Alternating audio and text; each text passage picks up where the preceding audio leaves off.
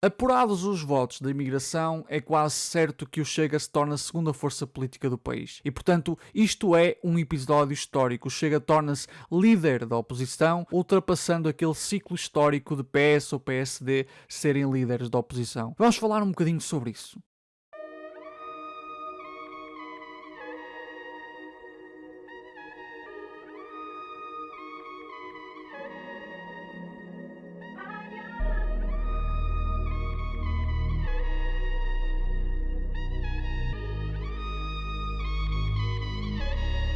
It's pure ideology.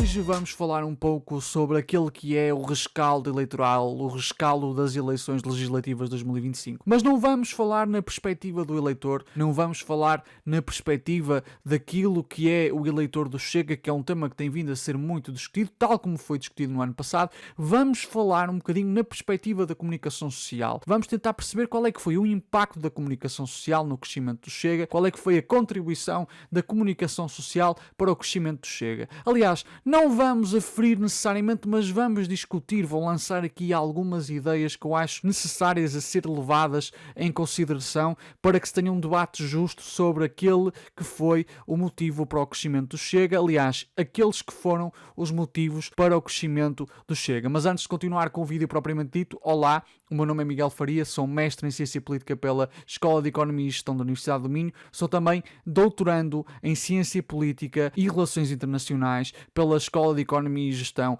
da Universidade do Minho. Este aqui é um bocadinho mais difícil de dizer porque é recente, eu sou doutorando há mais ou menos uma semana e portanto é um bocado difícil ainda lembrar-me que sou não doutorando em Ciência Política, mas doutorando em Ciência Política e Relações Internacionais. De qualquer dos modos, eu tenho aqui um canal de Ciência Política com viés marxista, portanto se quiserem ajudar o canal a crescer, façam o seguinte, coloquem gosto, comentem, já sabem que não têm de comentar nada relacionado com o vídeo propriamente dito, podem comentar apenas aquilo que comeram ontem, que séries é que andam a ver, que jogos é que andam a jogar, que animes é que andam a consumir, que empreendimentos culinários é que andam a tirar na cozinha, enfim, podem comentar toda uma série de coisas para ajudar realmente o algoritmo a compreender que este canal tem tração. Também, se estiverem a ouvir isto no Spotify, coloquem gosto, comentem, avaliem o podcast Por Ideologia no Spotify, está bem? Então vamos falar sobre o tema propriamente dito. E é curioso que os órgãos de comunicação social já começaram exatamente a mesma ladainha que haviam começado logo a seguir às eleições no ano passado, que foi: será que nós temos mais de 1 milhão de fascistas em Portugal? E a resposta a esta pergunta é não. Não, porque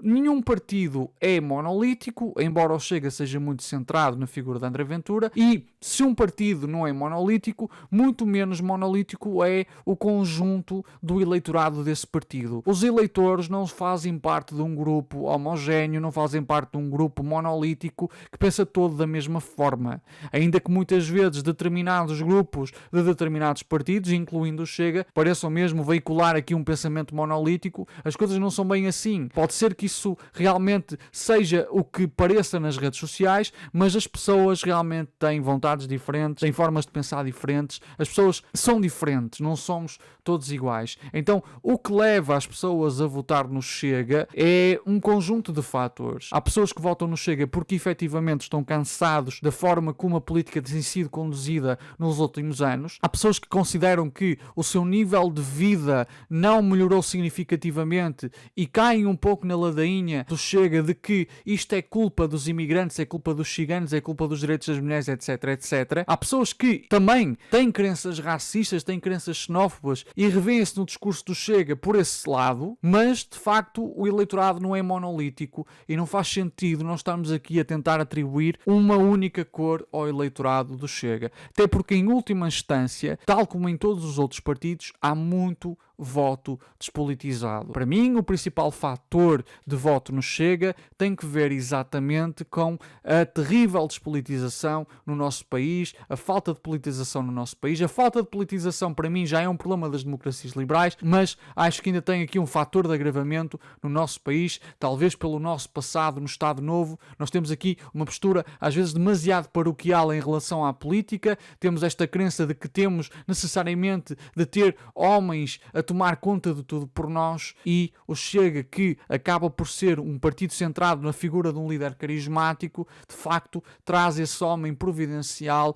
para cuidar das coisas por nós. Eu acho que um dos problemas é que o povo português não se concebe necessariamente como agente político. E de resto há um problema de despolitização geral que de facto acaba por ser transversal a uma série de áreas da vida. Muita gente não compreende que a política atravessa todos os campos da sua vida comunitária. Então, nós, para fazermos um diagnóstico do eleitorado do Chega, não podemos aqui apontar apenas a um fator, mas sinceramente, apesar de eu ter feito um post sobre isto, a falar sobre o voto no Chega, que vocês podem ver no Instagram, eu acho que não faz sentido absolutamente nenhum estar-se a ter exatamente a mesma conversa, porque se o Chega teve hoje 58 deputados, até onde sabemos, porque pode ter mais por causa dos votos da imigração, por causa da apuração dos votos da imigração. A verdade é que já teve 50 no ano passado. Não vale a pena repetirmos exaustivamente a mesma conversa, ainda que a possamos ter, porque me parece que a comunicação social, que os órgãos privados de comunicação social, como a CNN, a SIC, a TVI, estão a tentar fazer uma coisa que tentaram fazer no ano passado, que é tentar iludir o facto de que eles têm responsabilidade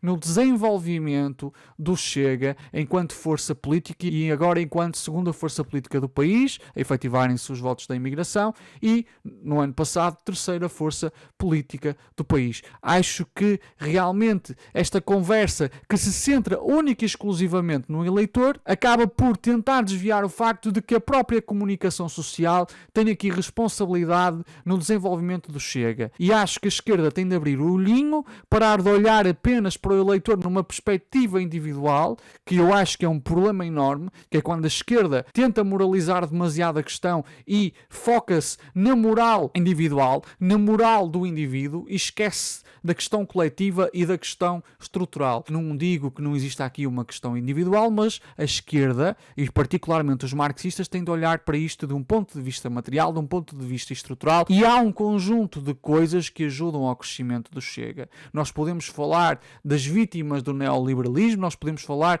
dos esquecidos do neoliberalismo, nós podemos falar de uma política de desindustrialização e de dilapidação dos serviços públicos que conduz ao ressentimento das pessoas. Podemos também falar da falta de nexo de representatividade entre os representantes e os representados, muito por causa de instituições supranacionais como a União Europeia, que retiram soberania aos países. E também podemos falar sobre a comunicação social. E a comunicação social é muito, muito importante. E quanto mais os órgãos de comunicação social tentam atirar a culpa quase exclusivamente para o eleitor, mais nós temos de abrir a pestana e perceber o que é que realmente se está a passar. Porque eles têm muita responsabilidade nisto. E muita gente vem-me dizer assim: mas Miguel, tu estás a dizer que existe uma cabala em relação ao Chega? Tu achas que existe uma tentativa dos meios de comunicação social de realmente forçarem o crescimento do Chega? Meus amigos, nós não precisamos de reinventar a roda. Nós temos de nos focar naquilo que os canais televisivos efetivamente se focam. E o que é? Dinheiro. Ou melhor, audiências que se irão converter em dinheiro através de anúncios, por exemplo. E esse é o ponto essencial. Audiências. Nós podemos estar aqui a dizer que há um conjunto de fatos, mas a verdade é que resume-se essencialmente, mais do que qualquer outra coisa, a audiências. E qual é o ponto? O partido de André Ventura é um partido que dá audiências. Melhor, André Ventura é particularmente a figura que dá audiências. E basta isso. Durante muito tempo os órgãos de comunicação social falaram de um cerco sanitário ao Chega, mas a verdade é que era André Ventura o deputado único do Chega no Parlamento e já era das figuras políticas mais visadas. Foi um candidato altamente visado nas eleições presidenciais. E o Chega, já desde 2019, é um partido que tem sido altamente visado. E as pessoas dizem: mas é falar mal. No comentário político, sim, houve muita gente a falar mal. Mas tudo o que o Chega fazia era noticiado desde que o Chega entrou no Parlamento. Tudo o que o Chega fazia e, acima de tudo, tudo o que o Chega dizia. Vocês podem verificar estas estatísticas através dos dados da Marktest. Faz análises de comunicação social, faz análise às redes sociais, etc. Vocês vão compreender que mesmo o André Ventura, sendo deputado único, era um protagonista das notícias que muitas vezes ultrapassava representantes de partidos com mais do que um deputado, com grupos parlamentares. Vocês podem verificar isso, essa informação está disponível, a Mark Test é aqui um divulgador credenciado para esse efeito. André Ventura teve uma exposição mediática muito grande e é claro que depois a comunicação social faz outra coisa, além de atirar as culpas para o eleitorado. E não é que o eleitorado também não deva ser responsabilizado, não é isso que eu estou a dizer. A comunicação social aponta aqui o problema nas redes sociais. E é óbvio que as redes sociais servem um papel. As redes sociais são particularmente boas para partidos pequenos, porque as redes sociais não têm aqui o filtro mediático, não têm o gatekeeping editorial dos canais televisivos ou dos jornais. E podem servir como uma forma de contornar esse gatekeeping inicial. Porque são plataformas mais livres, por assim dizer, e eram mais livres no passado. Agora acabam por ter um controle um bocadinho arbitrário por parte da Meta, em coisas como a Palestina e assim, mas são plataformas em que, em teoria, qualquer pessoa, por muito comum que seja, por muito prosaica que seja, consegue realmente desenvolver uma plataforma, consegue realmente desenvolver um público. Essa é uma forma de líderes como os líderes populistas contornarem aqui o gatekeeping inicial dos meios de comunicação. Além disso, como as redes sociais acabam por também ser uma fonte de informação dos meios de comunicação, acabam por de alguma forma definir a agenda mediática e política. E o Chega fez muito isso. O Chega, muitas vezes, e André Ventura fizeram declarações bombásticas nas redes sociais que acabaram por ser noticiadas. O Chega e os meios de comunicação rapidamente perceberam isto, foi tornando-se um partido altamente lucrativo, um partido que dá imensas audiências, particularmente a sua figura principal, André Ventura. É precisamente por isso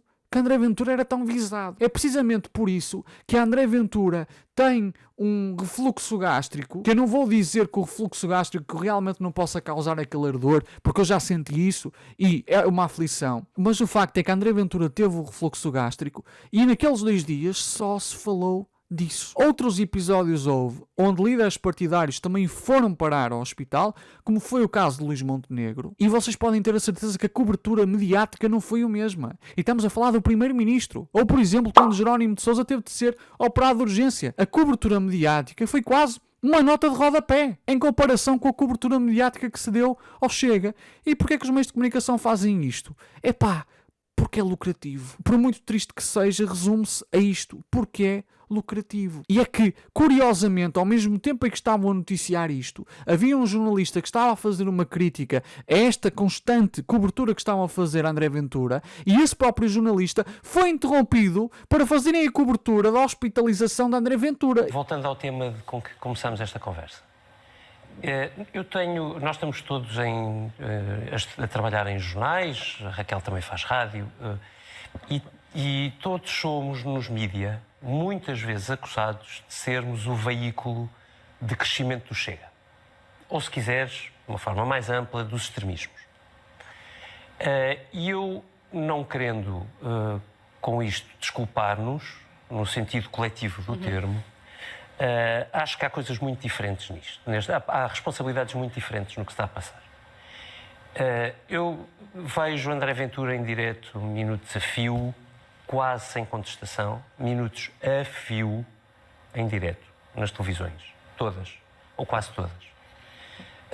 Vejo, por exemplo, Pedro Pinto a dizer coisas absolutamente inaceitáveis na televisão e a ser muito criticado, mas depois a ser chamado consecutivamente outra vez. Vejo deputados do Chega a dizerem coisas que eu não consigo, que eu não admitiria às minhas filhas dizer em casa. E a continuamente aparecerem no espaço público. E hoje vi, como ontem, André Ventura a ser levado para o hospital e estar em direto. Vai já terminar o teu raciocínio, peço desculpa. E temos que ir, em propósito, em direto até ao hospital de Setúbal, porque André Ventura parece que está a sair. Inês, boa noite.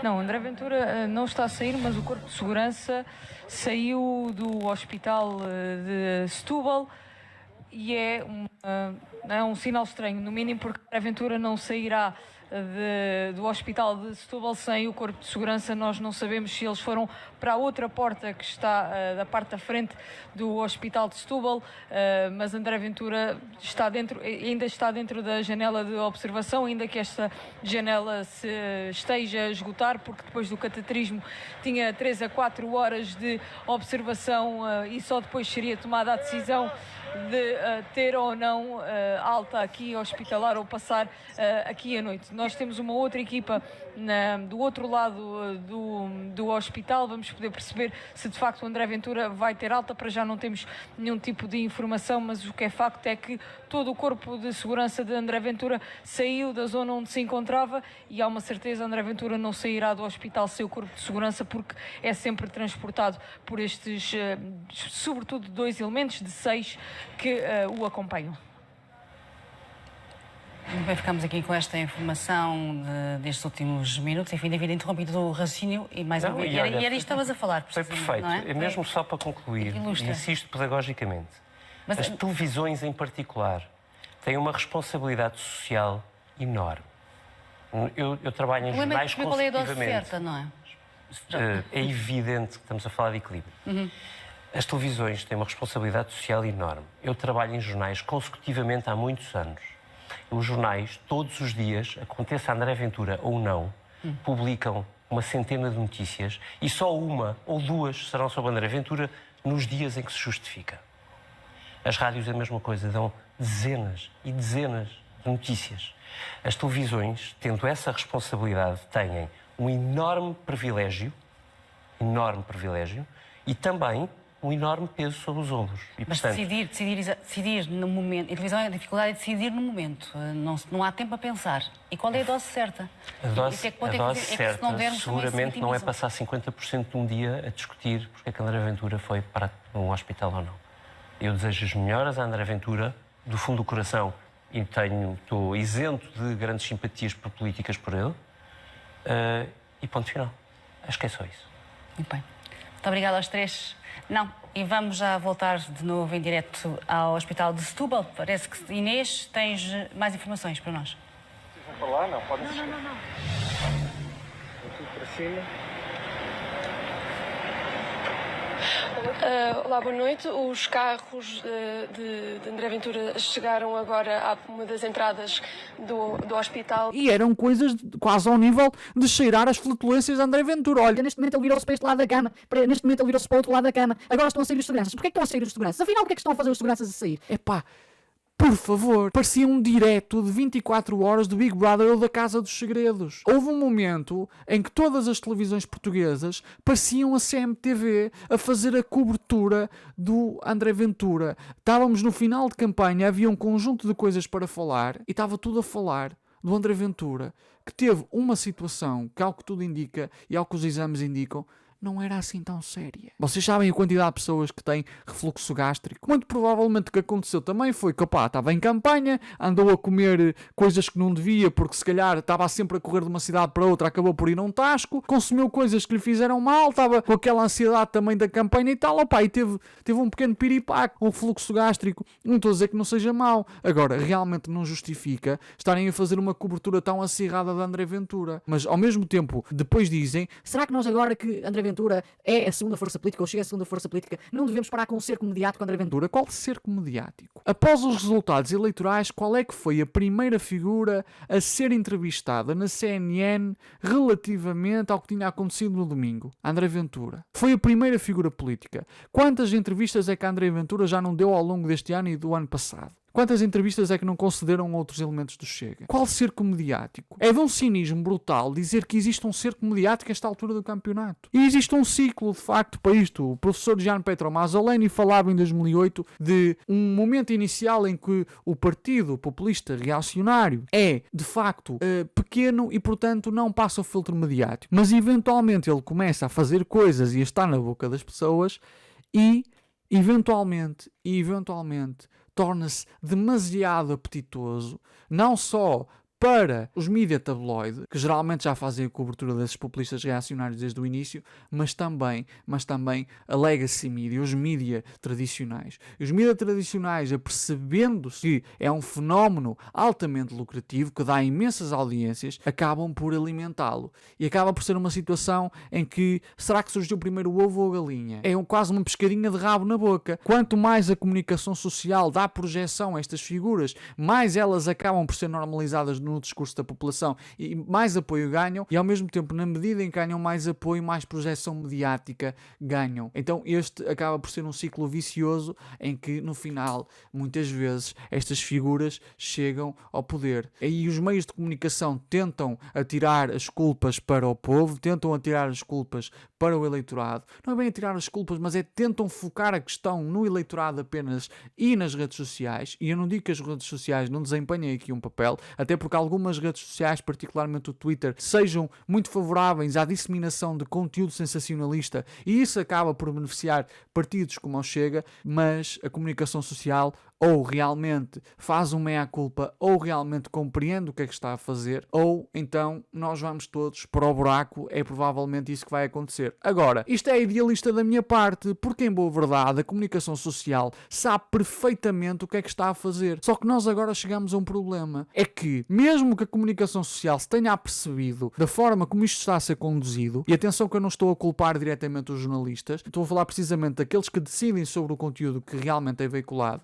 mesmo que os órgãos de comunicação social como um todo percebam isso, estão todos a noticiar em massa o Chega. E agora a SIC não quer perder espaço de audiência para a TVI, que não se recusou a dar tanta cobertura mediática ao Chega, e agora a TVI não quer deixar de ter espaço mediático para a SIC, ou às vezes até mesmo para a RTP, que é pública, porque se eles estão a fazer, eu tenho de fazer para acompanhar e para conseguir ter o mesmo nível de audiências. Agora que começou isto e que se popularizou entre os canais, eu não posso simplesmente dar-me ao luxo de deixar de o fazer. E enquanto é a lógica do lucro que determina a produção jornalística, nós temos uma democracia liberal já frágil a ser altamente lesada. E é nestas situações que eu digo assim: os liberais acreditam que esta lógica em que os indivíduos ou os entes privados prosseguem os seus interesses dá sempre resultado no que diz respeito à manutenção do bem comum. Mas será que esta lógica de perseguição do lucro, no caso específico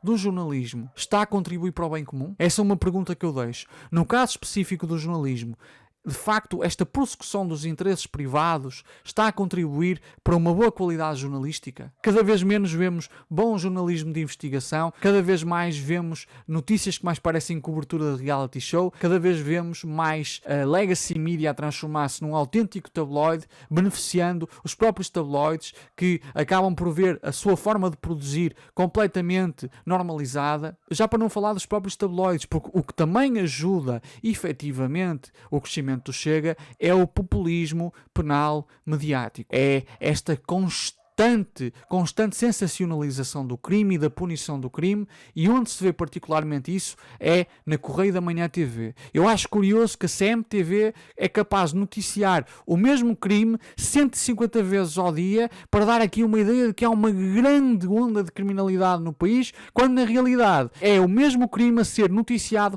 150 vezes. Os tabloides têm muita responsabilidade nisto. O problema é que neste momento a legacy mídia como a TVI, a SIC, a CNN, etc., estão-se a transformar em autênticos tabloides porque perceberam que isso vende. Então, antes de nós falarmos diretamente do eleitorado, individualizando o problema e esquecendo as condições estruturais que levam as pessoas a alinhar nestes reacionarismos, nós precisamos de discutir as condições estruturais. E para mim, neste momento, não dá para discutir as condições estruturais sem levar em consideração o papel altamente lesivo que os órgãos de comunicação social tiveram para a deterioração da nossa democracia liberal, que já por si só é frágil e que tem de ser superada. É preciso ter esta conversa, e se nós individualizamos o problema, se nós nos esquecemos dos fatores materiais que determinam o desenvolvimento e crescimento destes partidos, se nós nos esquecemos daquilo que efetivamente importa, particularmente para os marxistas, nós estamos fadados a repetir exatamente o mesmo problema. Over and over again. E então, apesar do post que eu fiz sobre o eleitorado, eu acho que já chega de estar constantemente a falar do eleitorado e do tipo de pessoa que vota no Chega, quase a querer traçar aqui um perfil psicológico. Vamos falar das condições estruturais. A primeira condição que eu referi foi aqui o papel da comunicação social. Podemos falar de uma série de coisas. Podemos falar de uma coisa que se chama, nos estudos sobre populismo, o sentimento de privação relativa. A ideia de que o meu papel na sociedade tem vindo a ser contestado Por exemplo, o papel do homem branco ter vindo a ser contestado face a um maior reconhecimento de direitos das minorias, das mulheres, etc, etc. É o facto de, por exemplo, Chega conseguir atrair muitos jovens, tem aqui um fundo material. E um dos fundos materiais é: hoje há muito jovem que perspectiva viver pior do que os próprios pais. Cresceu com a ideia de que realmente iria ter uma vida mais estável, estudando, esforçando-se, do que os pais tinham, mas o facto é que o pai no passado conseguiu adquirir habitação própria e eles estão em ciclos de arrendamento que são altamente precários ou ainda aos 25, 26, 27, 28, 29, 30 anos a viver na casa dos pais. Eu olho para mim e penso, o facto de ter conseguido casa própria aos 26 anos, neste momento, por muito triste que seja, coloca-me num certo nível de privilégio. E eu não sou propriamente um privilegiado. Eu venho de uma família de classe trabalhadora, o meu pai é pintor de construção civil, a minha mãe é funcionária de limpezas no Hospital de Braga. E eu olho para a minha geração e uma grande parte está em casa dos pais, a outra está em contratos de arrendamento altamente precários, e as pessoas começam a pensar: tudo aquilo que eu pensei que me iria ser garantido, não só não foi, como até aquelas coisas que eu dava de barato também me estão a ser furtadas. Eu lembro-me de crescer e pensar: é óbvio que quando eu crescer vou ter a minha própria casa. No meu caso, por acaso, aconteceu. Mas até eu conseguir a minha própria casa, houve muitos momentos em que eu pensei: por este andar eu não vou conseguir. E estas expectativas frustradas dos jovens, se redirecionado o seu ressentimento para um bode expiatório, podem realmente levar a votos em partidos de ordem reacionária. Vejam, por exemplo, que um jovem rapaz pensa assim: epá, fogo, eu agora nem sequer vou conseguir desenvolver uma família e constituir família, nem sequer consigo adquirir uma casa, e nem sequer consigo fazer um crédito à habitação para ter uma casa. E alguém lhe diz assim: sabes porque é que neste momento o teu papel enquanto homem na sociedade está reduzido? É por causa do aumento dos direitos das mulheres. Rapidamente o jovem pode ser apanhado neste tipo de discurso. Porque a verdade é que a motivação base para o seu ressentimento é legítima. E acho que esse é um ponto que nós às vezes nos esquecemos de mencionar. Falamos do ressentimento como uma coisa má em abstrato, mas o ressentimento das pessoas é justo. As condições habitacionais em Portugal neste momento são cada vez piores. O ressentimento das pessoas nesse sentido é justo. Da mesma maneira que, ainda que eu defenda o Serviço Nacional de Saúde, eu compreendo que ficar 12 horas com a pulseira amarela à espera de uma consulta seja uma coisa revoltante. Eu sei porque eu tive de ficar no ano passado algumas vezes e foi uma coisa revoltante e desesperante. Eu compreendo que isso cria ressentimento. A grande questão está na forma como esse ressentimento é conduzido. Tem de haver, da parte da esquerda, uma capacidade de mobilizar esse ressentimento. E neste momento existe, e este é um ponto essencial, existe um partido que se reveste de um verniz antissistema, que é o Chega, de um verniz de superação do modo em que vivemos, do modo como vivemos. E hoje em dia os partidos de esquerda são vistos como integrantes do sistema, particularmente depois da esquerda parlamentar ter dado o apoio parlamentar ao PS. E isso também foi muito alimentado pela comunicação social. A comunicação social com a ideia de que existem candidatos a primeiro-ministro. A comunicação social ao focar-se na figura do primeiro-ministro, esquecendo-se que a Assembleia da República é um órgão coletivo. A comunicação social ao vender a ideia de um governo formado por PS, Bloco de Esquerda e PCP contribuiu também para esta ideia de que a esquerda parlamentar e o PS são um e um só. E isso, claro, também fomentou o ressentimento. Então, populismo penal mediático, com a constante divulgação de crimes, particularmente nos tabloides, esta projeção absurda que deram ao Chega e, por fim, a forma como a comunicação social perverteu uma série de conceitos da ciência política e uma série de instituições consagradas na nossa Constituição em termos conceptuais e levou o cidadão a achar que nós votamos no primeiro-ministro e não na composição da Assembleia da República. A comunicação social tem muita culpa nisto. Não os jornalistas, e eu tenho a certeza que os jornalistas têm as melhores intenções, geralmente, e tentam fazer o seu trabalho da melhor forma, mas os detentores dos meios de comunicação, o Grupo Impressa, o Media Capital, etc., o que lhes interessa é fazer guita, é lucrar.